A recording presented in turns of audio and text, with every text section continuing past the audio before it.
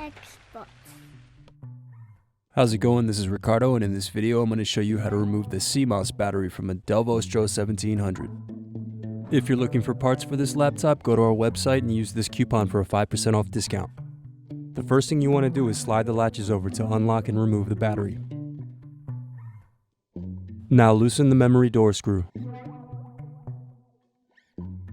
Then unplug and remove the CMOS battery.